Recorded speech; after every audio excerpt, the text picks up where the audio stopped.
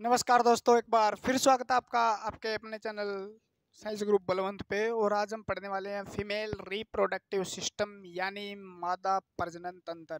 हमने पीछे नर जनन तंत्र को कंप्लीट किया, अब हम पढ़ने वाले हैं मादा प्रजनन तंत्र क्या होता है, यानी महिलाओं के अंदर प्रजनन तंत्र या उसके अंग किस प्रकार से, कौन कौन अंग से कैसे कैसे काम करते हैं।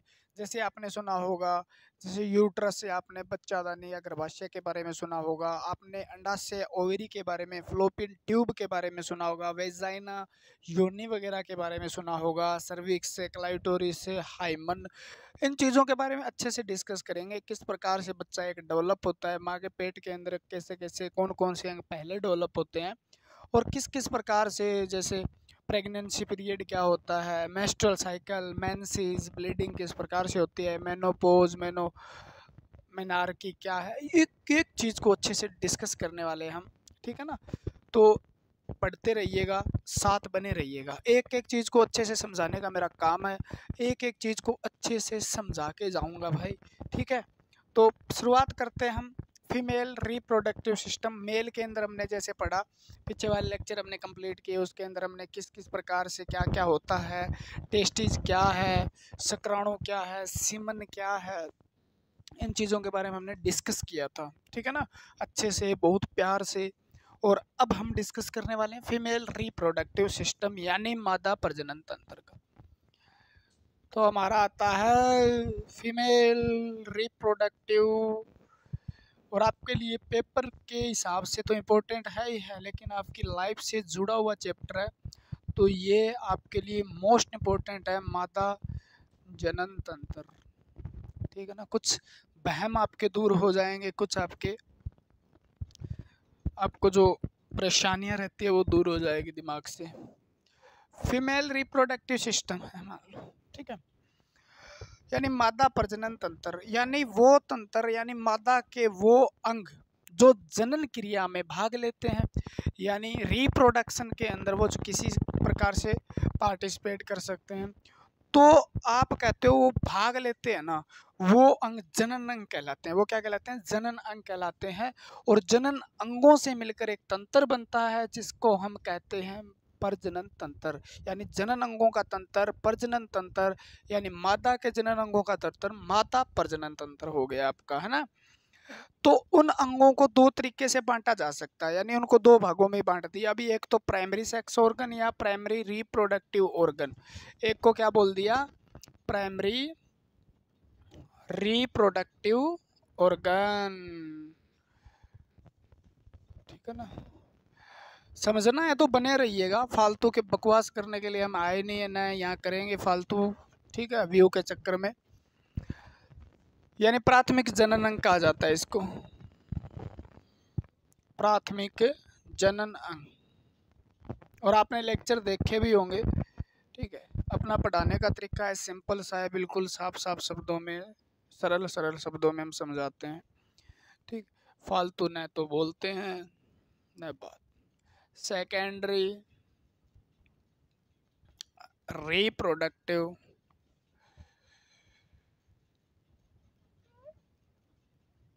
ऑर्गन, द्वितीयक जनन अंग। नोट्स बनाने के लिए तो ये क्लास आपकी और महत्वपूर्ण, और समझने के लिए उससे ही महत्वपूर्ण है। ठीक है ना। जनन अंग दो प्रकार के हैं मादा के अंदर, प्राइमरी और सेकेंडरी। जिस प्रकार मेल जो था, पुरुष था, उसमें भी दो प्रकार के अंग थे, प्राइमरी जनन अंग और द्वितीयक जनन अंग। प्राइमरी जनन अंग वो जो प्राथमिक प्रकार के कार्य करता है, उसके बिना इन अंगों का कोई अस्तित्व ही नहीं है, तो उसे हम प्राइमरी जनन अंग कहते हैं, जिसका नाम है ओवेरी। ओवेरी, ओवेरीज बोल दो, जिसको हम अंडाशय कहते हैं। क्या बोलते हैं? अंडाशय कहते हैं। ओवम बोल दो, ओवेरी बोल दो। ठीक है। अंडाशय कहते हैं, ये प्राथमिक जनन अंग है। अंडाशय को प्राथमिक जनन क्यों कहा गया, ये बातें मैं वहीं लिख दूंगा, टेंशन मत लेना आप। ठीक है ना। आप पहले इस बात को लिख लो, ये अंग लिख लो।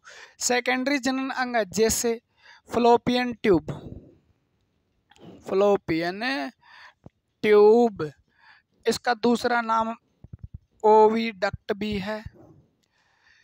इसको हिंदी में डिंब वाहिनी या फ्लोपियन ट्यूब ही कहते हैं। डिंब वाहिनी या अंड वाहिनी कहते हैं इसको, यानी एक नलिका है, ट्यूब है, ठीक है, जो जोड़े में पाई जाती है। तो a pair of Fallopian tube यानी एक जोड़ा फलोपियन ट्यूब का होता है, ठीक है ना। उसके बाद इससे पहले आप फिम्बरी लिख लो, इसका ही भाग है, चलो छोड़ दो। उसके बाद आप लिख लो यूट्रस। यूट्रस को वोम भी बोलते हैं, ये बात लिख लो आप, यानी वोम का मतलब बच्चादानी होता है और यूट्रस का मतलब होता है गर्भाशय। गर्भाशय के बारे में पढ़ने वाले हैं हम। उसके बाद में वेजाइना। वेजाइना यानी योनि के बारे में डिस्कस करेंगे। सर्विक्स, सर्वाइकल कैनाल, वो तो इतने के पार्ट हो गए ना, तो उनको बाद में डिस्कस करेंगे, इनके अंदर जब ये अंग पढ़ रहे होंगे, ठीक है। एक्सटर्नल जेनेटिलिया, बाह्य जनन अंग, जनांग बोल देते हैं, जनन अंग यानी बाहर जनन अंग है, वो भी किसी न किसी तरीके से प्रजनन तंत्र के अंदर हेल्प करते हैं, तो एक्सटर्नल जेनेटिलिया बोल देते हैं उनको, ठीक है। जैसे एग्जाम्पल के तौर पे, जैसे हाइमन आपने सुना होगा, ठीक है, हाइमन। क्लाइटोरिस सुना होगा, जिसे भंग बोलते हैं, ठीक है। आपने लीबिया, लेबिया माइनोरा, लेबिया माइजोरा सुना, ठीक है। तो ये कुछ बाह्य अंग हैं जो क्या है, किसी न किसी प्रकार से ये भी सहायता करेंगे। हाइमन है, क्लाइटोरिस क्या है, लेबिया माइनोरा क्या है, लेबिया मेजोरा क्या है, यूरेथ्रल ओपनिंग क्या है, ठीक है, यूरेथ्रल ओपनिंग भी होती है यहाँ पे। तो ये जनन अंग है। अब सिंपल सा मैं एक डायग्राम बना के आपको एक समझा देता हूँ भी कौन कौन सा अंग क्या क्या काम कैसे कैसे करता होगा। अरे मेरे साथियों,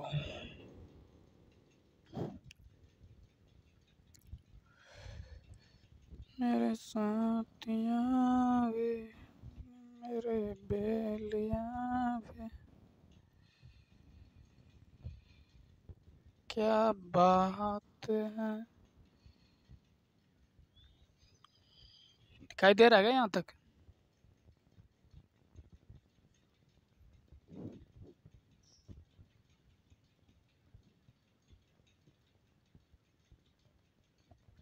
ये थोड़ा हो गया इसका।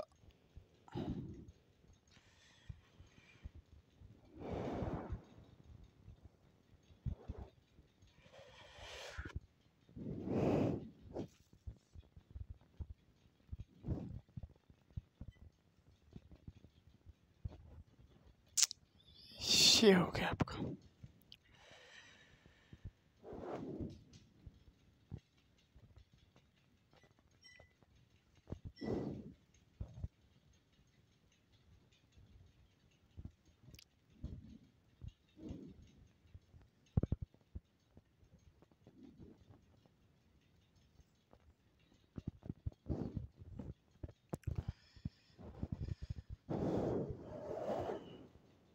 ये है फीमेल रिप्रोडक्टिव सिस्टम का एक डायग्राम छोटा सा, ठीक है।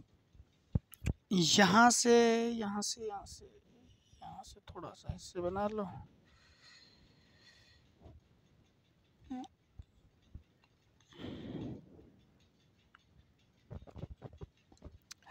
इसको वेजाइना बोलते हैं। इसको क्या बोलते हैं? वेजाइना यानी योनि द्वार। वेजिनल ओपनिंग बोल दिया इसको, बाहर के पार्ट को वेजिनल ओपनिंग बोल दिया। क्या बोला? वेजिनल ओपनिंग यानी योनि द्वार बोल दिया इसको।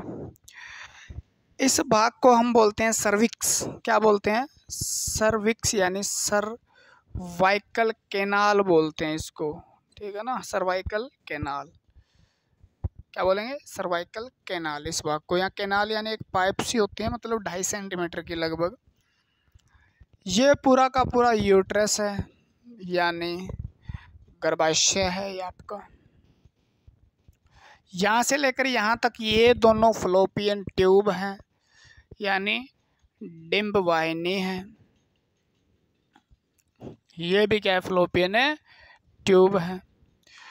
यहाँ पर स्थित होता है प्राइमरी जनन अंग जो ओवेरियन लिगामेंट से जुड़ा होता है। प्राइमरी जनन अंग, प्राइमरी जनन अंग जिसको हमने अंडाशय कहा, ओवरी कहा। ये भी अंडाशय और ये भी अंडाशय, यानी दोनों तरफ स्थित होता है।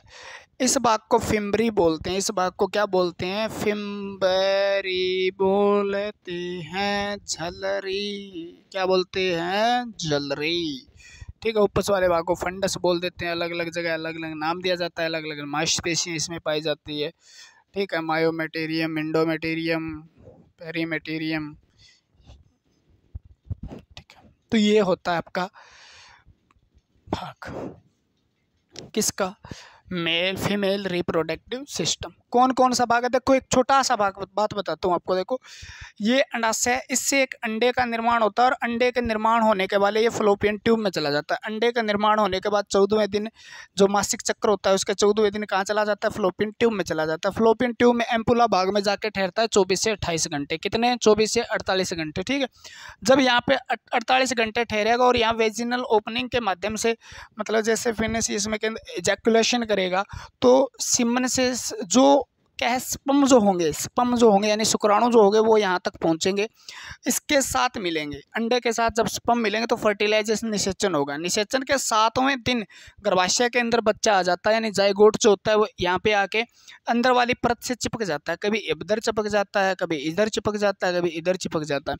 यहाँ चिपकने के बाद ये 9 महीने तक इस गर्भाशय के अंदर इसका पालन पोषण होता है, इसका गेस्टेशन होता है। गेस्टेशन होने के बाद पार्चुरेशन के समय, यानी जब डिलीवरी होती है 9 महीने के बाद, डिलीवरी के समय वेजिनल ओपनिंग के द्वारा इसको बाहर निकाला जाता है, जो सर्वाइकल कैनाल को बर्थ कैनाल भी कहा जाता है। समझ में आई बात।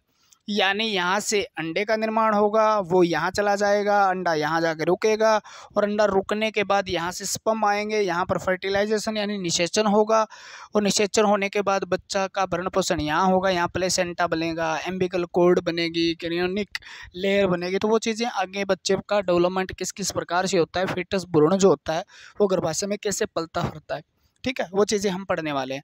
अंडाशय के बारे में क्या क्वेश्चन पूछे जा सकते हैं, फ्लोपियन ट्यूब के बारे में क्या पूछे जा सकते हैं, गर्भाशय के बारे में क्या पूछे जा सकते हैं, सर्वाइकल कैनाल के बारे में, वेजाइना के बारे में क्या पूछे जा सकते हैं। उसके बाद हम देखें हाइमन से क्या क्वेश्चन हो सकता है, क्लाइटोरिस से क्या हो सकता है, लेबिया माइनोरा मेजोरा से क्या क्वेश्चन हो सकता है, ओवम यानी अंडे से क्या क्वेश्चन बन सकते हैं, और मेंस्ट्रुअल साइकिल यानी मासिक चक्कर से क्या क्वेश्चन बन सकते हैं। मासिक चक्कर में किस प्रकार से होता है, हार्मोनल एक्सचेंज होता है, हार्मोनल जो चेंजेज होते हैं उनसे क्या क्वेश्चन बनते हैं। क्लियर हुई बात। ठीक है। हम पढ़ने जा रहे हैं फिर प्राइमरी रिप्रोडक्टिव अंग ओवेरी के बारे में। ठीक है। उससे पहले मैं 2 शब्द आपको बता देता हूँ। 2 शब्दों का आप ध्यान रखना, बार बार पूछे जाएंगे, या छोड़ दो एक बार, बीच में जब आएगा तब देख लेंगे। ओवेरी, तो आपको ओवेरी के बारे में क्या पढ़ना है। देखो प्राथमिक जनन अंग है, प्राइमरी रिप्रोडक्टिव ऑर्गन है, ये मैंने लिख दिया। यानी प्राथमिक जनन अंग है, पहला जनन अंग है जो सब प्रकार के। पहला जनन अंग क्यों माना गया है, क्योंकि ये क्या करता है, ओवम का फॉर्मेशन करता है, ओवा या ओवम उसका निर्माण करता है एंड रिलीज, और इसका स्त्रावण भी करता है। यानी अंडे का निर्माण कहाँ होता है, अंडे का निर्माण और उसका स्त्रावण कह सकते हो या उसको छोड़ने का काम करता है, ओवेरी करती है। मैंने बताया ओवेरी अंडे का निर्माण करती है जिसके अंदर ग्राफियन फॉलिकल पाए जाते हैं। क्या पाए जाते हैं, ग्राफियन फॉलिकल। वो चीज़ें भी मैं समझाऊंगा। दूसरा, प्राइमरी सेक्स ऑर्गन क्यों कहा गया है, क्योंकि ये हार्मोन सिक्रेशन करने का भी काम करता है। क्या करता है, सिक्रेशन करने का काम करता है। यानी एक्सोक्राइन ग्लैंड की तरह तो ओव्यूलेशन करने का काम करता है ये। ठीक है। और एंडोक्राइन ग्लैंड यानी हार्मोन स्त्रावण करने का भी काम करती है, इसलिए इसको हार्मोन स्त्रावण करने का काम करती है, इसलिए इसको प्राथमिक जननांग कहा गया है। कौन कौन से करती है जी, लिख दो एक बार। प्रोजेस्टेरोन, स्टेरोन, एस्ट्रोजन,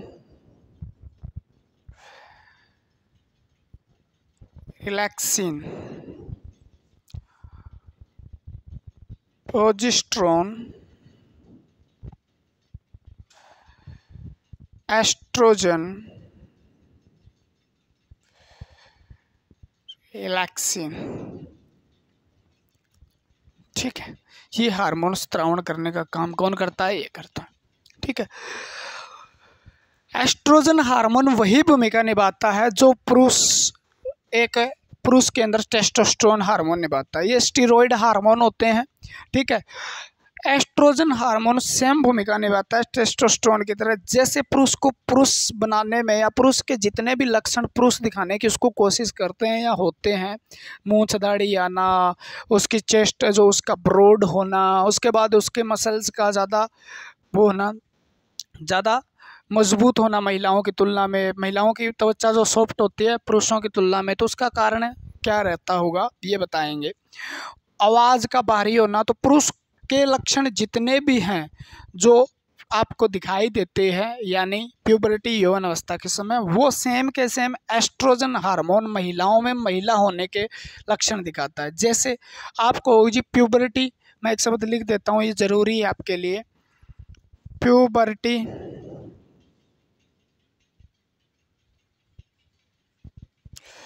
यौवन अवस्था, महिलाओं में यौवन अवस्था कब आती है?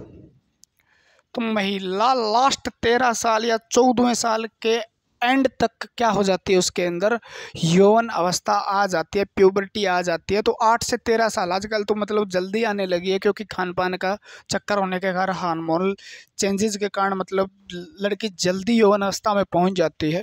तो 8 से आप कह सकते हो 13 साल या 13 वर्ष की उम्र में पुरुष में इसकी तुलना में 2-3 साल लेट आती है। ठीक है, यौवन अवस्था आ जाती है। यौवन अवस्था आने पर उनके प्राइमरी और सेकेंडरी कैरेक्टर जो होते हैं या लक्षण जो होते हैं वो दिखाई देना शुरू हो जाते हैं।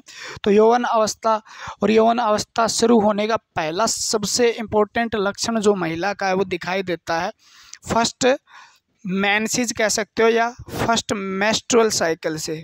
फर्स्ट मेंस्ट्रुअल साइकिल से दिखाई देता है आपको। ठीक है ना, पहले मासिक चक्कर से, पहले मासिक चक्कर से यानी यौन अवस्था प्रारंभ होने का प्रथम जो लक्षण है आपको दिखाई देगा वो पहले प्राथमिक जो लक्षण वो ये सबसे पहले नजर आएगा महिलाओं में। पुरुषों में ऐसा होता नहीं है। महिलाओं में क्या होता है, मेंस्ट्रुअल साइकिल चलता है यानी मासिक चक्कर चलता है, 28 दिन का मासिक चक्कर जो होता है वो चलता है, उसमें लक्षण दिखाई देते हैं। यानी पहले होगी मेंसेस, होगी मेंसेस यानी ब्लीडिंग होगी पहली बार, उसे हम क्या कहेंगे ये चीज़ तो पढ़ने ही वाले हैं हम। ठीक है, तो वो फर्स्ट मेंस्ट्रुअल साइकिल जब शुरू हो जाएगा तो महिला की यौन अवस्था शुरू हो जाती है, यानी महिला माँ बनने के योग्य तो नहीं कह सकते लेकिन बन सकती है। योग्य तो आप कम से कम 18-20 साल के बाद होती है, लेकिन बन सकती है। ठीक है ना, बन सकती है। आपने देखा भी होगा, भी आप जिस जनरेशन में हो, आपकी माँ जो है उनकी शादी बहुत जल्दी हो गई होगी, यानी आप किसी के 14 साल की मम्मी की उम्र होगी तब पैदा हुए, किसी 15 साल की उम्र होगी तब पैदा हुए थे, तो बन सकती है लेकिन कोई ज़्यादा मतलब योग्य नहीं होती। और आजकल तो मतलब आपने देखा भी होगा 13-14 साल 15 साल की 10th क्लास तक जो लड़कियां पढ़ती है वो माँ बनने योग्य कहाँ से हो जाएंगी, उनका मतलब फिजिकली ग्रोथ भी नहीं हो पाता, तो डेवलप होते हैं लगभग 18-20 साल के बाद। और मेंटली प्रिपेयर भी होना चाहिए। ठीक है ना, आदतों का सबका पता होना चाहिए।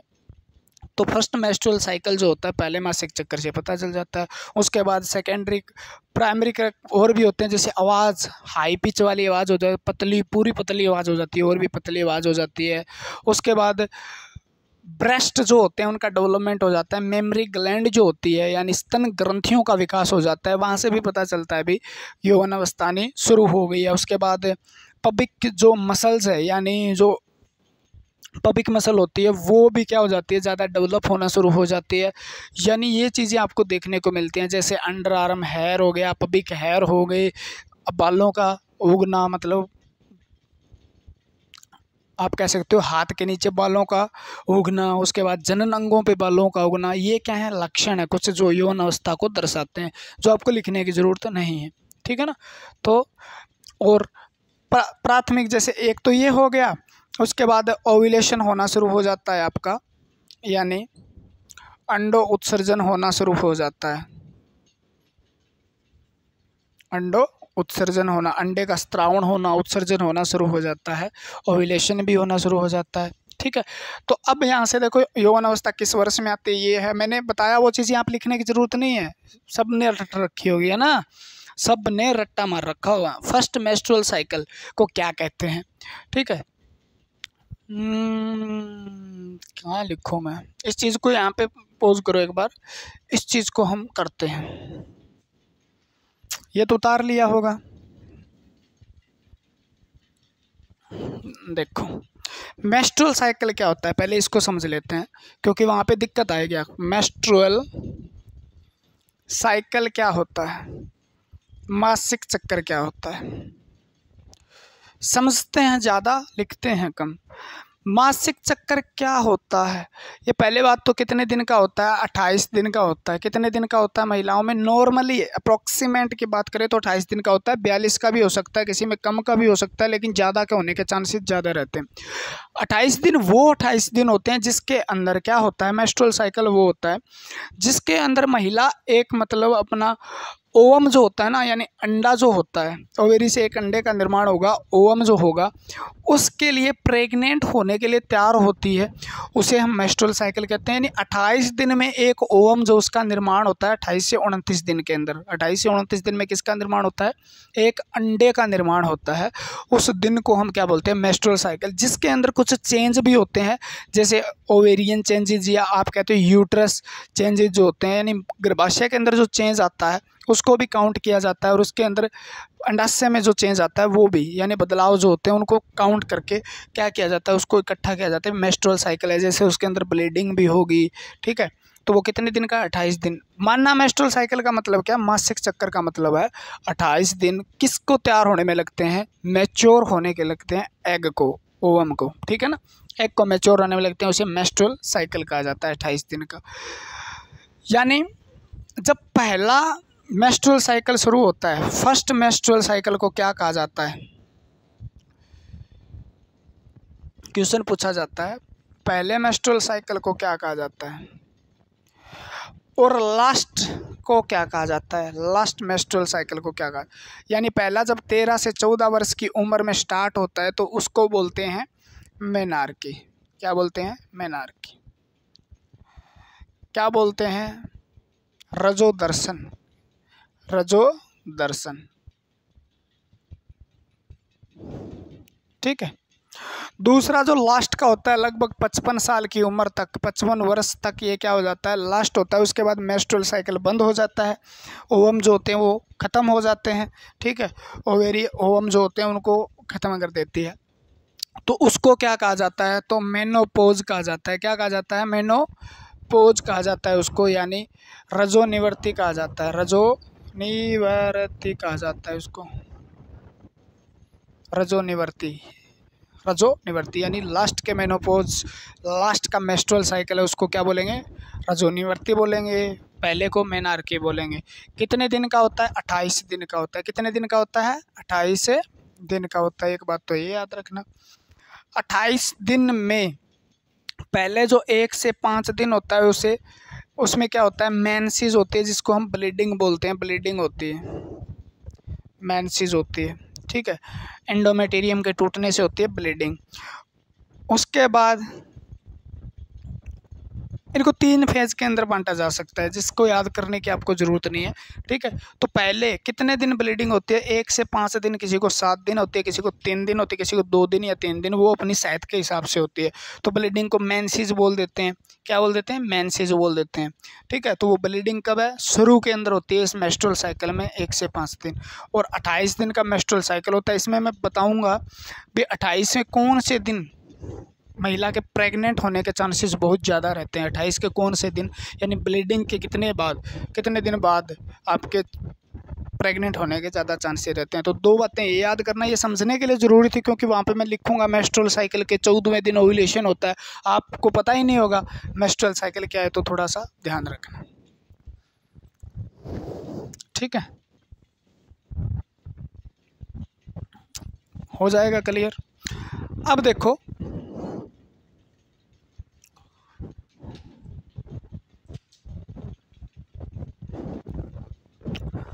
मेंस्ट्रुअल साइकिल जो है ओवेरी पढ़ रहे थे, मेंस्ट्रुअल साइकिल पढ़ लिया, यौन अवस्था पढ़ ली, जो इसके बारे में हमें समझना था, ज़्यादा मतलब उसको लिखना नहीं था। हार्मोन का निर्माण करता है और अंडे का निर्माण करने का काम करता है ओवेरी। इसके साइज़ की बात करें तो ये साइज़, या इसके शेप की बात करें तो कैसी शेप होती है, तो आप कह सकते हो इसकी शेप आलमंड, या आलमंड जिसको बोल, या आप कह सकते हो ओवल शेप होती है। बात ही ख़त्म करो, ओवल शेप होती है, यानी अंडाकार होती है, अंडाकार होती है। ठीक है, क्या होती है ये, अंडाकार होती है। दूसरी बात है, इसका साइज की बात करें तो 4,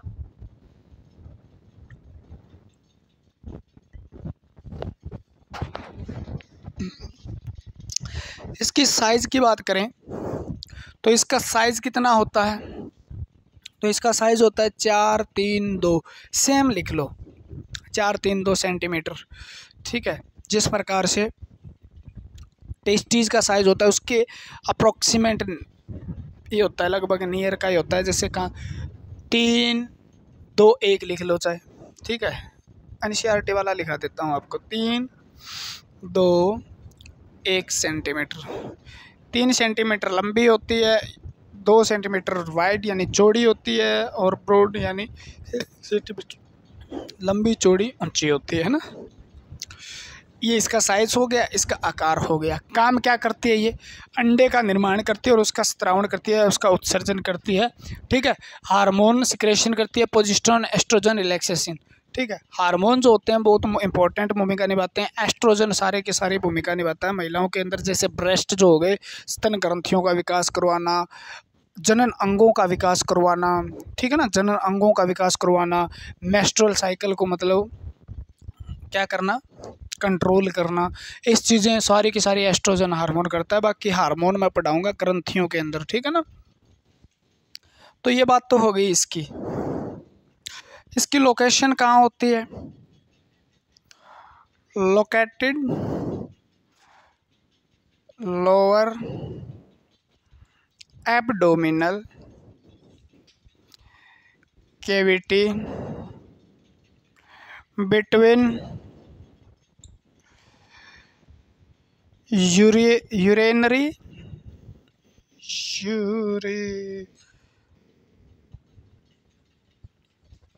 ब्लैडर एंड रेक्टम, या पेल्विस रीजन लिख सकते हो आप। लोअर एब्डोमिनल रीजन जो है या कैविटी है उसको क्या बोलते हैं, पेल्विस रीजन भी कहा जाता है, उसमें स्थित होती है। आप कह सकते हो यह उदर गुहा में मलाशय व मूत्राशय,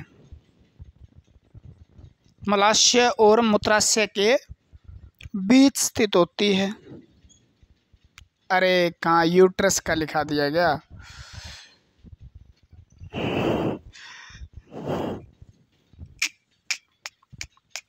कहाँ दिमाग चला गया यार।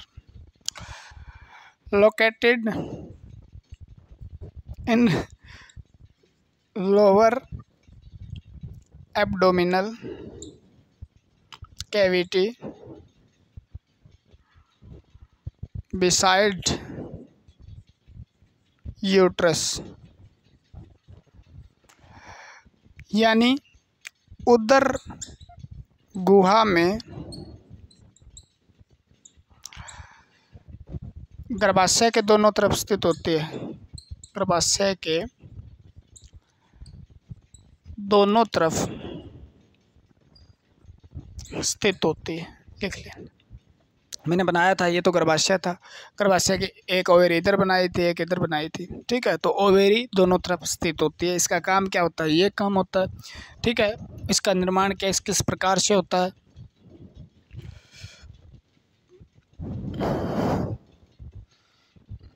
ठीक है, अगर ये चीज़ लिख ली हो तो इसको भी साफ कर देते हैं। अब मैं बताता हूँ आपको, देखो कुछ चीज़ें आपको सीखनी ज़रूरी है। ओवेरी जो होती है ना, ओवेरी, उसके अंदर अगर फॉलिकल की बात करें, यानी जो फॉलिकल की बात करें, यानी इसके अंदर क्या पाए जाते हैं? ग्राफियन फॉलिकल पाए जाते हैं। ओवेरी के अंदर क्या पाए जाते हैं? ग्राफियन, ग्राफ नामक एक वैज्ञानिक था जिसने इसका नाम रखा था फॉलिकल पाए जाते हैं। ग्राफियन फॉलिकल यानी ग्राफियन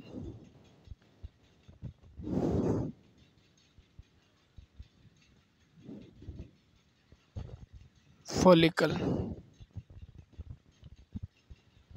क्या पाए जाते हैं? ग्राफियन फॉलिकल पाए जाते हैं। इसके अंदर कितने ग्राफियन फॉलिकल होते हैं? तो इसके अंदर मतलब 2 लाख से भी ज़्यादा होते हैं बर्थ के समय। उससे पहले यानी आप जन्म लेते हैं ना, महिला जब जन्म लेती है तो उसके साथ ही जन्म लेने यानी जब उसका डेवलपमेंट हो रहा है तब भी ग्राफियन फॉलिकल या आपके अंडे तैयार हो जाते हैं।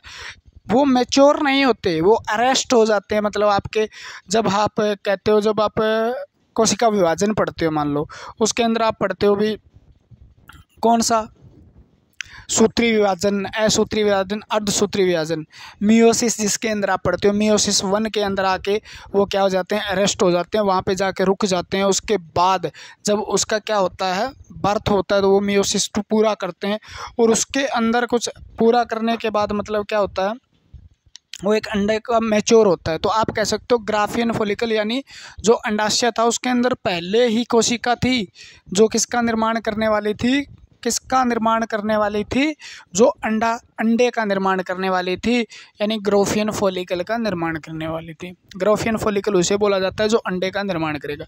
अब ये जो ग्राफियन फॉलिकल ये कितने होते हैं? तो आप कहो तो कम से कम 20 से 30,000। जब यौवन अवस्था तक पहुंचती है तो कुछ इसमें नष्ट हो जाते हैं। बर्थ के समय 2 लाख से ऊपर होते हैं लगभग, और 20 से 30,000 तक इसके अंदर ग्राफियन फॉलिकल पाए जाते हैं। कितने? 20 से 30,000 तक, 20,000 से 30,000 तक ये इनकी संख्या पाई जाती है। लेकिन महिला अपने प्रेगनेंसी पीरियड के दौरान 400 से 500 ओम ही रिलीज कर पाती है। कितनी? 400 से 500, क्योंकि एक महीने में 12 महीने में कितने करती है? 13 करती होगी। 12 महीने में कितने रिलीज कर देती होगी? 13। उसमें से उसके प्रेगनेंसी पीरियड यानी वो प्रेग्नेंट भी हुई है तो वो भी काट दो। इसके बाद लगभग मान के चलो आप, वो 400 से 500 ओम ही रिलीज करती है अपने प्रेगनेंसी पीरियड के अंदर। और पाए कितने जाते हैं? 20 से 30,000 ओवेरी के अंदर पाए जाते हैं। ठीक है, कितने रिलीज कर सकती है? तो 400 से 500 ohm release by a female in pregnancy period, यानी गर्भ अवधि के दौरान वो 400 से 500 के बीच में ही ओवम क्या कर सकती है? रिलीज कर सकती है। ठीक है ना। और 20 से 30,000 उसके पाए जाते हैं। और ग्राफियन फॉलिकल ही क्या बनाएंगे? वो ही एक ओवम का निर्माण करेंगे। किसका निर्माण करेंगे? वो ही एक अंडाशय का निर्माण करेंगे। याद रखना, किसका निर्माण करेंगे? अंडाशय का निर्माण करेंगे। ठीक है, वो ही अंडाशय का निर्माण करेंगे। देखो मैं बताता हूँ आपको अंडाशय का निर्माण किस प्रकार से करेंगे। एक कॉर्पस ल्यूटियम क्या होता है, ये चीज़ें आपको याद करनी है। ये आपका अंडाशय है, अंडाणुओं का निर्माण करेंगे। ठीक है ना, अंडे का, ये अंडाशय मान लो। इसके अंदर ये क्या था? ये था आपका ग्राफियन फॉलिकल। ग्राफियन है फॉलिकल, GF लिख लो। ठीक है ना। अब ये थोड़ा इतना हो गया, इस प्रकार से हो गया, मान लो इस प्रकार से इसको दें तो इसको बोलते हैं ग्रोविंग ओवम कह दो, ग्रोविंग एग कह दो, यानी फूलता हुआ एक अंडा। अब देख लो, इसको बोल दिया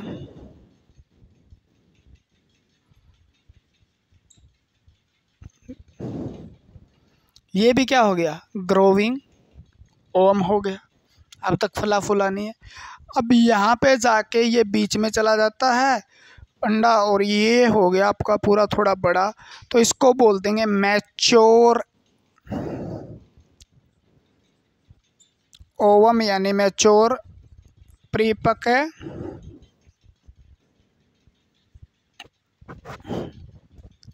अंडाणु। अब 14वें दिन क्या होगा, ये हो गया, ये कर देगा इसको बाहर। इसको बाहर करने के बाद ये तो अंडा तो निकल गया बाहर, यानी ये तो क्या है, ओवम है। ठीक है, ये तो क्या है, ओवम है। और ये ऊपर वाला हिस्सा आगे चला गया, यानी ये खाली हो गया। अब ये ऊपर वाला हिस्सा अलग चला गया, यानी ग्राफियन फॉलिकल ने क्या किया, अंडे को बाहर फेंक दिया, रिलीज कर दिया, या ये रप्चर हो जाता है। रप्चर होने के बाद इसने इसको बाहर फेंक दिया, यानी ओवम क्या है, ओवेरी से बाहर चला गया। बचे हुए भाग को बोलते हैं हम कॉर्पस ल्यूटियम। क्या बोल देते हैं, कॉर्पस ल्यूटियम।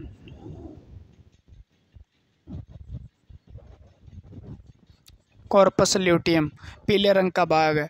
और उसके बाद ये लास्ट में क्या हो जाता है, डी जनरेट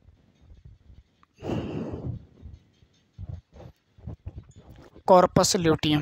बस ये वापस इस अंडाशय के अंदर समा जाता है। तो इस प्रकार से ये 14-28 दिन का सर्कल होता है, जिसे मेंस्ट्रुअल साइकिल कहते हैं और ओव्यूलेशन बोलते हैं। इस क्रिया को क्या बोलते हैं, अंडे के बाहर निकलने की क्रिया को ओव्यूलेशन बोलते हैं। तो ये ग्राफिन फॉलिकल क्या होता है, इस बात को समझना। ग्राफिन फॉलिकल कुछ नहीं है, जिससे अंडे का निर्माण होगा वो ग्राफिन फॉलिकल है। कितने, लगभग इतने पाए जाते हैं, 400 से 500 ओम रिलीज़ कर पाती है महिला। और ये इस प्रकार से ओवेरी 14वें दिन रिलीज़ करती है। ये घटना कब होती है, 14वें दिन होती है। कब होती है, 14वें दिन। ठीक है, और इस क्रिया को ओव्यूलेशन बोलते हैं। ठीक है, आगे और बता दूंगा। ओव्यूलेशन यानी अंडो उत्सर्जन कहा जाता है। अंडो उत्सर्जन, अंडे का उत्सर्जन हो गया, उसे अंडो ओव्यूलेशन बोला जाता है 14वें दिन। इस दिन महिला अगर क्या करे, सेक्सुअल इंटरकोर्स करे, तो उसके बाद प्रेग्नेंट होने के चांसेस 100% होते हैं। ये बात आपको पता होनी चाहिए, क्वेश्चन पूछा जाता है।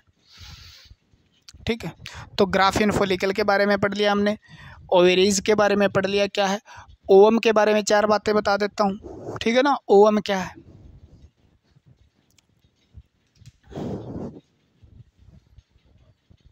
ओवम क्या है, अंडाणु। ओवम को क्या बोला जाता है, अंडाणु। ये बार बार शब्द आएगा, फिर आपको दिक्कत हो जाएगी। अंडाणु, या इसको एग कहा जाता है, या इसको डिम्ब कहा जाता है। ठीक है क्या जी, फीमेल रिप्रोडक्टिव सेल है, यानी महिला की मादा जनन कोशिका है। महिला जनन कोशिका को नाम दिया जाता है ओवम। दूसरा क्वेश्चन बनता है इससे, largest cell of body. Largest cell of body हमारे शरीर की सबसे बड़ी कोशिका है। शरीर की सबसे बड़ी कोशिका कौन सी होती है, सबसे बड़ी कोशिका है, सबसे बड़ी, सबसे छोटी शुक्राणु है, और ये अंडाणु है। ठीक है, ओवम अंडाणु।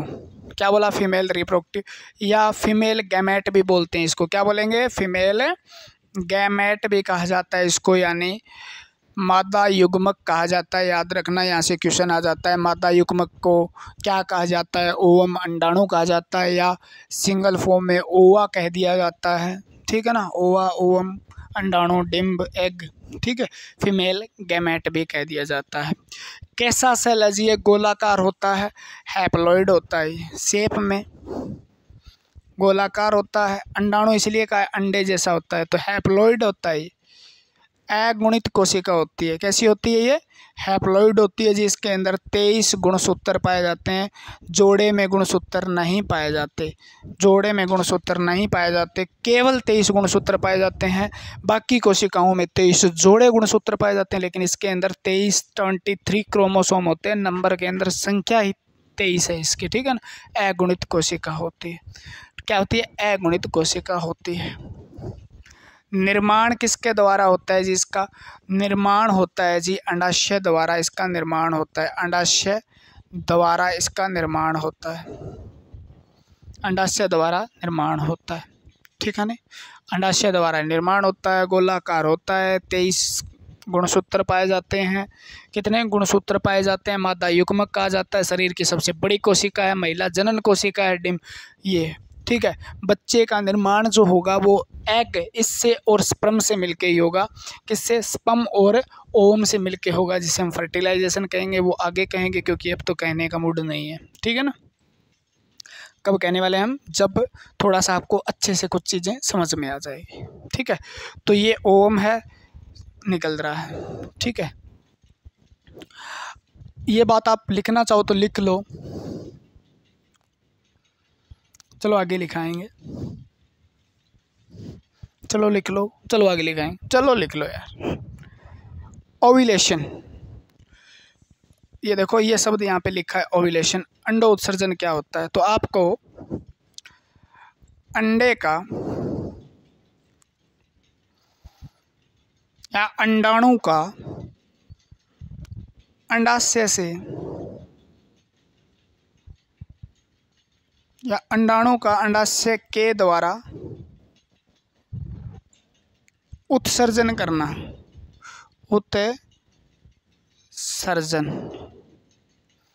ओव्यूलेशन कहलाता है, ठीक है। और ओव्यूलेशन ये होता कौन से दिन है? तो मेंस्ट्रुअल साइकिल के यानी मासिक चक्कर के 14वें दिन होता है, मासिक चक्कर के 14वें दिन होता है, ठीक है। दोनों क्वेश्चन आए हुए हैं, अंडो उत्सर्जन क्या है या अंडो उत्सर्जन मासिक चक्कर के कौन से दिन होता है, ये क्वेश्चन पूछा जाए तो आपको आंसर देना है कौन सा? 14वें दिन, मासिक चक्कर के 14वें दिन, मासिक चक्कर के 14वें दिन अंडो उत्सर्जन है, ओव्यूलेशन होता है। ओव्यूलेशन एक प्रोसेस है, जो क्या होती है? प्रोसेस किसकी प्रोसेसों से? एग रिलीजिंग की प्रोसेस जो होती है उसको क्या बोला जाता है? ओव्यूलेशन बोला जाता है। यानी अंडे का अंडाशय के द्वारा उत्सर्जन करना ही अंडो उत्सर्जन कहलाता है। ओव्यूलेशन 14वें दिन होता है, मासिक चक्कर के 14वें। मेंस्ट्रुअल साइकिल मैंने बताया था 28 दिन का होता है, उसके बीच वाले दिन यानी 28, 14 इधर 14 इधर 14 के बीच में 14वें दिन ओव्यूलेशन होता है, ठीक है ना। और ये अंडा निकल कर किस में पहुँच जाता है? इस प्रकार से ये, और आगे का भाग फिर ग्राफियन फॉलिकल का कॉर्पस ल्यूटियम कहलाता है। क्लियर हुई बात? तो ये ओवेरी मेरे हिसाब से क्लियर हो गई आपकी। बहुत टाइम खा गया यार मैं तो।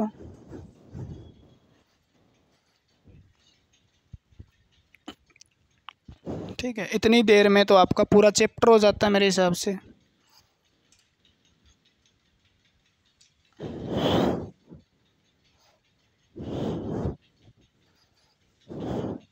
है ना। दूसरा भाग आपका फिम्ब्री, छोड़ दो यार, फ्लोपियन ट्यूब पढ़ो सीधा। फ्लोपियन ट्यूब, ओविडक्ट भी बोलते हैं इसको, क्या बोलते हैं? ओविडक्ट या डिंब वाहिनी। क्या हिंदी में इसका दूसरा नाम अंडवाहिनी भी है? क्या है? अंडवाहिनी, दो नाम हो गए इसके, फ्लोपियन ट्यूब, डिंब वाहिनी, अंडवाहिनी, ठीक है। ये बात तो क्लियर हो गई। इसको फैलोपियन ट्यूब भी कहते हैं, फ्लोपियन ट्यूब भी कहते हैं। क्या है यार, ठीक है। समझाने में कोई दिक्कत नहीं है मेरे हिसाब से, समझाई एक एक चीज़ आ रही है, आपको समझ में नहीं आ रही तो पता नहीं, आ रही है समझ में? ठीक है, समझ में आ रही है नहीं आ रही वो मेरे को पता नहीं। अगर आप इसी तरीके से पढ़ना चाहते हो तो आप क्या करो, डिस्क्रिप्शन में आपको लिंक मिलेगा, बेटर एनरोल ऐप है जो, उसके अंदर आपको क्या मिलेगा? उसके अंदर आपको बायोलॉजी स्पेशल का मेरा कोर्स मिलेगा, वहाँ पे पूरे लेक्चर आपको दिए जाएंगे। ये डेमो वेमो है, ठीक है ना, जो किस तरीके से आपको पढ़ाया जाएगा दिखाने के लिए भी आप भ्रमित होके वहाँ चले जाओ, वहाँ पे यहाँ पे आप तैयार होके जाओ भी इस तरीके से पढ़ाया जाएगा। हर चैप्टर जो मेरे से पढ़ता है उसको पता है, अभी ये नहीं है अभी 4 चैप्टर डेमो में अच्छे डाले गए उसके बाद कुछ पढ़ाया नहीं, बिल्कुल 101% चीज़ें पढ़ाएंगे आपको, 101 से 110% ही पढ़ाएंगे, ठीक है, थोड़ा पानी पी लेता हूँ, प्यास लग जाती है।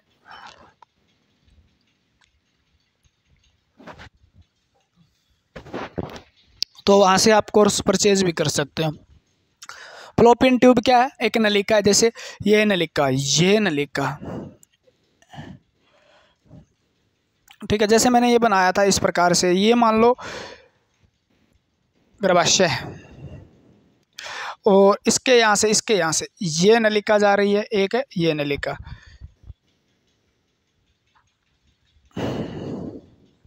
इसको फिम्बरी बोल दिया। ये अंडाशय है यहाँ पे, ये अंडाशय है यहाँ पे, ठीक है। तो इसका नाम फ्लोपियन ट्यूब बताया था।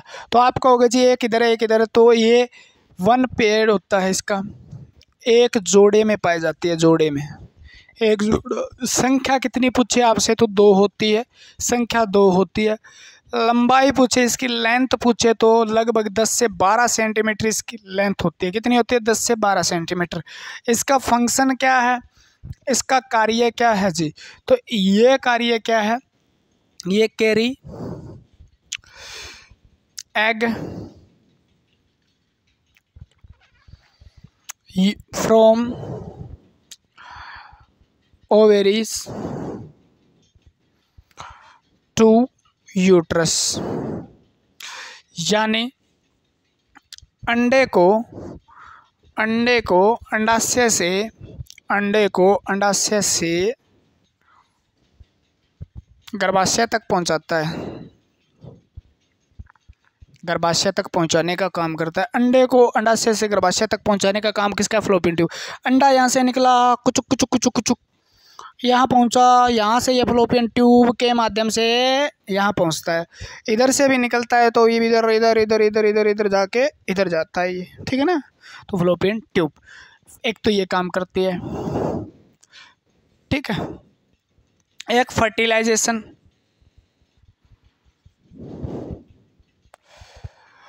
Provide appropriate environment for fertilization। ये आ गया ना फर्टिलाइजेशन, यानी निषेचन के लिए, निषेचन के लिए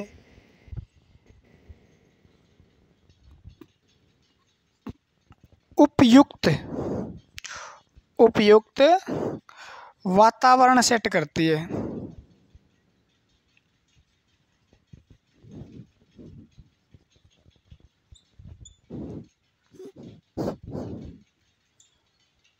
ठीक है, क्या करती है? वातावरण सेट करती है। मेरे बेलिया ऐसे धोखा मत दे भाई, तू ही तो सारा है मेरा, मेरे पास डिजिटल बोर्ड थोड़ी ना है ना। यानी फर्टिलाइजेशन भी कहाँ होगा, तो आप लिख लो निषेचन। इस बात से समझ जाने चाहिए आप, निषेचन फ्लोपियन ट्यूब में होता है। ये बात आप लिख लो, बहुत बार क्वेश्चन आया है, इस बात से समझ जाने चाहिए, लेकिन इस बात को भी आप लिख लो। फ्लोपियन ट्यूब 10 से 12 सेंटीमीटर नलिका है। ये सिलिएटेड मसल होती है इसके अंदर, या पेरिस्टालसिस मोशन जो होता है उसके द्वारा अंडा मूव करता है, आप कह सकते हो। इसके अंदर सिलिएटेड यानी बाल जैसी संरचना होती है, बाल जैसे होते हैं इसके अंदर, बाल होते हैं ऐसे ऐसे छोटे छोटे छोटे छोटे छोटे छोटे हेयर लाइक स्ट्रक्चर मान लो। वो बाल क्या करते हैं, अंडा यहाँ आया, ऐसे ऐसे हिलते रहेंगे हिलते रहेंगे हिलते रहेंगे, जिस भाग में पहुंच जाएंगे इस भाग में पहुंच के रुक जाएगा, ठीक है ना। तो इसका जो सबसे चौड़ा भाग है ना फ्लोपियन ट्यूब का, ठीक है, इन लार्ज पार्ट जो है उसको एम्पुला, वैसे 4 भाग होते हैं इसके, तो आपको एम्पुला याद करना है बस। इसको क्या कहा जाता है? एम्पुला कहा जाता है। चौड़े भाग को सारे को एम्पुला कहा जाता है, ठीक है ना।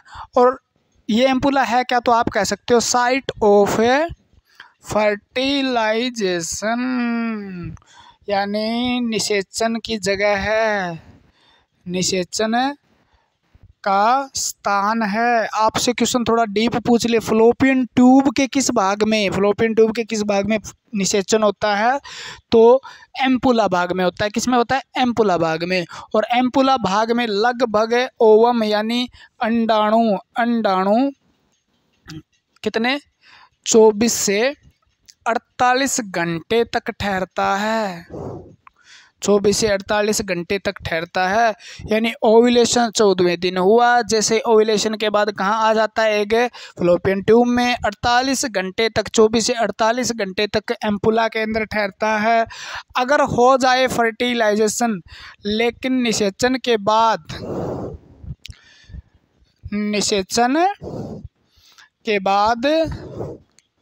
7 दिन तक ठहरता है। जायगोट फ्लोपियन ट्यूब में रहता है, 7वें दिन गर्भाशय में जाता है। देखो बात कहने की कोशिश, समझने की कोशिश करो भी। जैसे ही एग क्या हुआ, अंडाशय से रिलीज हुआ, अंडाशय से निकल के वो फिम्बरी के द्वारा कैच कर लिया जाता है, पकड़ लिया जाता है उसको। मतलब फिम्बरी और जो अंडाशय वो टच नहीं होते, वैसे ऐसे दूर होते हैं। जैसे ही एग को ये छोड़ेगा तो ये हार्मोनल, मतलब अपनी तरफ मैग्नेटिक पावर कह लो, कुछ भी कह सकते हो, उसके अंदर ये अपने आप कैच कर लेगा, जैसे पंजे से कैच किया, इस प्रकार की संरचना है। अब ये फ्लोपियन ट्यूब में डाल देगा। ये मान लो इस तरीके से, मान लो ये दोनों फ्लोपियन ट्यूब है, ये फिम्बरी है, फ्लोपियन ट्यूब है, फिम्बरी है, इस प्रकार से गर्भाशय होता है ना। ऐसे ही उसने दिया, एग दिया। ये 14वें दिन आके यहाँ पे चौड़ी भाग होता है अपना, मतलब चौड़ा मेरा तो नहीं है, चौड़ा भाग होता है, इसको एम्पुला बोल दिया। एम्पुला में आके 24 से 48 घंटे ठहरता है। जैसे स्पर्म यहाँ पर आ गए, मान लो स्पर्म यहाँ पे आ गए और फर्टिलाइजेशन हो गया, यानी एग के साथ क्या मिल गया आपका? शुक्राणु मिल गया। शुक्राणु मिल गया तो यहाँ पर 7 दिन तक ठहरेगा, उसके बाद गर्भाशय के अंदर जाएगा। किसके अंदर जाएगा? गर्भाशय के अंदर जाएगा। तो 7 दिन निषेचन हो गया, यानी महिला प्रेग्नेंट हो गई तो 7 दिन रहेगा यहाँ पे। महिला प्रेग्नेंट नहीं हुई तो 48 घंटे के बाद ये अपने आप गर्भाशय में चला जाता है, और गर्भाशय में जाने के बाद अगले मेंस्ट्रुअल साइकिल ब्लीडिंग के साथ ये बाहर निकल जाता है। ठीक है, तो ओवम फ्लोपियन ट्यूब में कितने दिन ठहरता है? तो 24 से 48 घंटे, आप कह सकते हो 1 से 2 दिन। जायगोट बन जाए, अगर महिला प्रेग्नेंट हो गई तो 7 दिन तक जायगोट रहता है फ्लोपियन ट्यूब में। ठीक है, काम क्या है? कितनी लंबी संरचना है। और इसको काट दिया जाए, यहाँ से काट दिया जाए और यहाँ से काट दिया जाए, यहाँ से काट के इसको बांध दिया जाए, यहाँ से काट के इसको बांध दिया जाए। अब जगह खत्म। अब इसको काट के यहाँ से बांध दिया जाए, इसको काट के यहाँ से बांध दिया जाए। अब ओवम तो बाहर नहीं जाएगा, यहाँ आएगा, धक्का मारेगा, वापस चला जाएगा। यहाँ आएगा, इसके द्वारा क्या कर लिया जाएगा? रीअब्जॉर्प्शन कर लिया जाएगा। अब यहाँ से नहीं जाएगा तो महिला प्रेग्नेंट होगी क्या? महिला प्रेग्नेंट होगी क्या? तो आप कहोगे नहीं होगी, प्रेग्नेंट नहीं होगी। तो इस क्रिया को क्या कहा जाता है? तो इस क्रिया को कहा जाता है महिला नसबंदी। महिला नसबंदी, महिला नसबंदी कहा जाता है। ठीक है ना, स्टरलाइजेशन कहा जाता है इसको। और महिला नसबंदी का रासायनिक नाम अब देख लो, क्योंकि इसको क्या कहा हमने? ट्यूब, ठीक है ना। तो ट्यूबैक्टोमी का मतलब काटना, ट्यूबैक्टोमी। ठीक है ना, महिला नसबंदी को ट्यूबैक्टोमी कहा जाता है। जब फ्लोपियन ट्यूब, दोनों ऑपरेशन बोलते हैं, गाँव में ऑपरेशन बोल देते हैं, महिला ने ऑपरेशन करवा लिया, 2 बच्चों के बाद ऑपरेशन करवा लिया, 1 बच्चे के बाद ऑपरेशन। तो ऑपरेशन का मतलब क्या है? दोनों तरफ से फ्लोपियन ट्यूब को काटा गया है और उसको सील कर दिया गया है, यानी कट करके उसको सील यानी बांध दिया गया, ताकि ओवम अब कहाँ तक ना पहुँच पाए, आपके एम्पुला रीजन तक नहीं पहुँच पाएगा। शुक्राणु आएंगे, आकर वापस चले जाएंगे, ख़त्म कर दिए जाएंगे आपके गर्भाशय के द्वारा। अब फर्टिलाइजेशन नहीं होगा, निषेचन नहीं होगा, तो महिला कभी भी प्रेग्नेंट नहीं होगी, महिला कभी भी प्रेग्नेंट नहीं होगी। तो ऐसा करने के लिए ट्यूबैक्टोमी एक परमानेंट इलाज है, किसका? प्रेगनेंसी को रोकने का। ठीक है ना, बात हुई क्लियर। तो फ्लोपियन ट्यूब भी क्लियर हो गई हमारी। फ्लोपियन ट्यूब के बाद यूट्रस यानी गर्भाशय।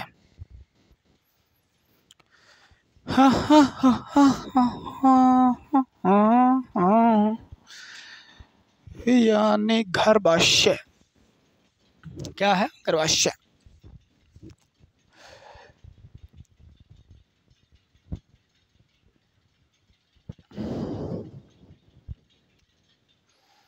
गर्भाशय क्या है।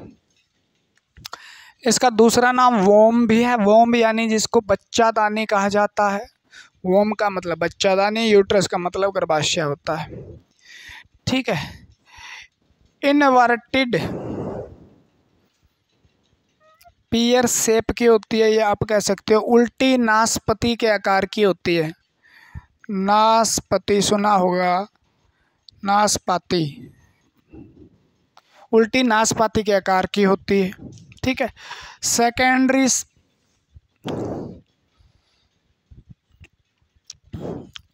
रिप्रोडक्टिव ऑर्गन है। द्वितीयक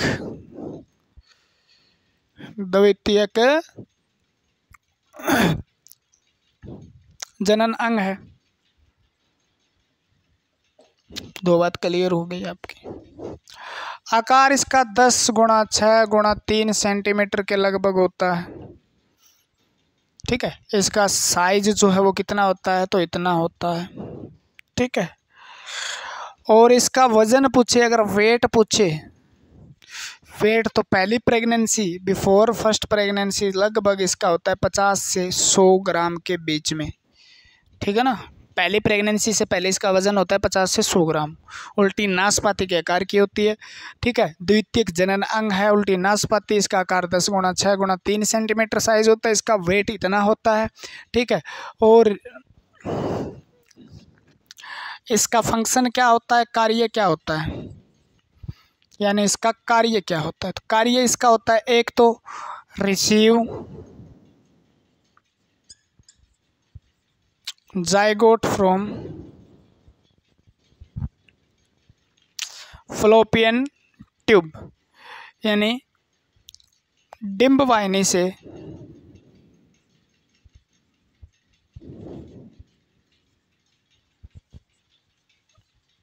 युग्मकज को प्राप्त करना। क्लियर बात हुई।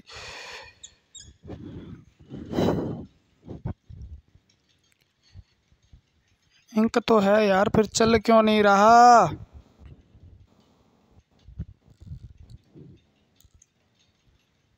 भरा पड़ा है यार, देखो।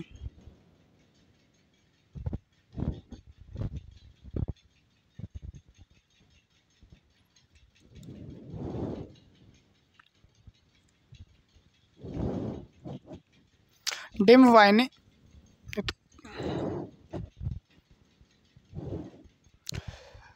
दूसरा आप सीधा लिख लो, गेस्टेशन ऑफ फीटस, बच्चे का पोषण करना। 9 महीने तक बच्चे का पोषण कौन करता है, यूट्रस, गर्भाशय करता है। बच्चे का पालन पोषण गर्भाशय में होता है, लेकिन निषेचन कहाँ होता है, तो आपका आंसर क्या रहेगा, फलोपियन ट्यूब में होता है। उसको रिसीव करता है। दूसरा और काम क्या है, तो दूसरा काम लिख लो इसका, फलोपियन ट्यूब ये form a placenta for development of foetus, यानी प्लेसेंटा को बोलते हैं अपरा का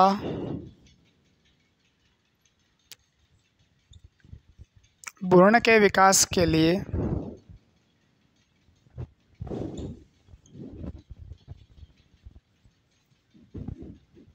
निर्माण करता है।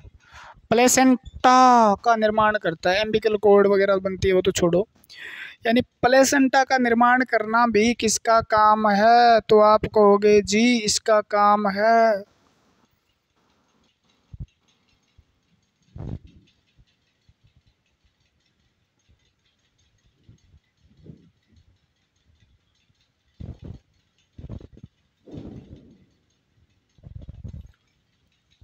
ठीक है। किसका काम है, इसका काम है। बोला गर्भाशय किसको बोला जाता है, तो आपने देखा ही होगा, ये है, इसको गर्भाशय कहा जाता है। आपको पता हो तो इसको गर्भाशय कहा जाता है। इसको वेजाइना ओपनिंग कहा जाता है। इस भाग को सर्वाइकल कैनाल कहा जाता है।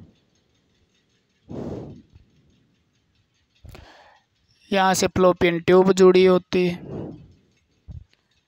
यहाँ से क्या, फ्लोपियन ट्यूब। यानी एक तो काम इसका क्या है, यहाँ से जाइगोट को 7वें दिन तक, 7वें दिन क्या कर लेता है ये, ठीक है, 7वें दिन क्या कर लेता है ये, रिसीव कर लेता है। ठीक है, 7वें दिन क्या कर लेता है, रिसीव कर लेता है एक तो। ठीक है, उसके बाद यहाँ पर बच्चा आके चिपक जाता है, 9 महीने तक यहाँ चिपका रहता है। और 9 महीने तक चिपका रहता है, इसे अंदर वाली परत से, एंडोमेटेरियम से चिपकता है। और यहाँ पर चिपकता है तो ऐसे बच्चे के भ्रूण पोषण के लिए एक प्लेसेंटा का निर्माण होता है, तो इसे प्लेसेंटा कहा जाता है। तो निर्माण कौन करता है, गर्भाशय करता है। उसके बाद इसके जितने भी भ्रूण पोषण है, बच्चे को डेवलप करवाना इसका काम है। भ्रूण पोषण करवाने का काम यूट्रस का होता है। नीचे का भाग इसका सर्विक्स कहलाता है, बीच का भाग बॉडी कहलाता है। इसका बीच का भाग क्या कहलाता है, बॉडी कहलाता है। ठीक है ना। इस भाग को कहा जाता है, इसका कॉर्न्यू का कहा जाता है, इसको फंडस कहा जाता है, ये पूछा नहीं जाता। ठीक है, नीचे वाले भाग को सर्विक्स कहा जाता है और इसको सर्वाइकल कैनाल कहा जाता है, सर्वाइकल कैनाल कहा जाता है। इसका दूसरा नाम बर्थ कैनाल भी है। ठीक है, जन्म के समय इस कैनाल के माध्यम से ही बच्चा बाहर निकलता है, इस कैनाल के माध्यम से बच्चा बाहर निकलता है। तो सर्वाइकल कैनाल और बर्थ, इसलिए इसको बर्थ कैनाल भी कहते हैं, जन्म देने वाली नलिका। ठीक है, इसकी लंबाई 2.5 सेंटीमीटर होती है, इसकी 2.5 सेंटीमीटर लेंथ होती है। कितने सेंटीमीटर होती है, 2.5 सेंटीमीटर होती है। तो क्लियर हुई बात वो। ठीक है, अब ये गर्भाशय होता है, इसके अंदर 3 परत पाई जाती है, 3 परत पाई जाती है, यानी एक ये परत हो गई, एक ये परत हो गई और एक ये परत हो गई। तो तीनों परत का नाम क्या है, जल्दी से बता देता हूँ मैं। ठीक है ना, बस इतना ही करेंगे आज। गर्भाशय कितनी लेयर होती है, 3 लेयर्स होती है। कितनी होती है, 3 लेयर्स। एक तो होता है एंडोमेटेरियम, दूसरा होता है मायोमेटेरियम, मायोमेटेरियम,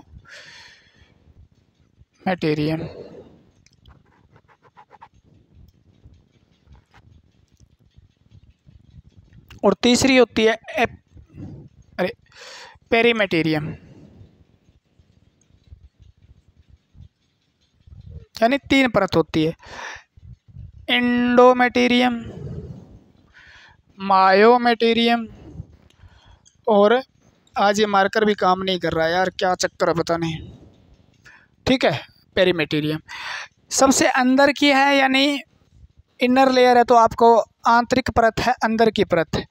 ये किसकी परत है, तो बीच की परत। आपसे क्वेश्चन सीधा पूछा जाएगा, ये बाहर की परत है, प्रोटेक्टिव लेयर कह सकते हो आप, सुरक्षात्मक परत। ठीक है ना, ये स्मूथ होती है, बिल्कुल स्मूथ मसल है। ठीक है, ये स्मूथ मसल है मायोमेटेरियम। इसके अंदर क्या पाए जाते हैं, ब्लड वेजल्स वगैरह पाई जाती है, रक्त वाहिकाएं पाई जाती है। ठीक है, कॉन्ट्रैक्शन बहुत ज़्यादा करती है, जब बच्चे का जन्म होता है डिलीवरी के समय बहुत ज़्यादा कॉन्ट्रैक्शन होता है इसके अंदर, ताकि बच्चा मतलब आराम से क्या कर सके, बच्चे को पुश किया जा सके बाहर। ठीक है ना, पुश किया जा सके, उसको जन्म दिया जा सके जल्दी।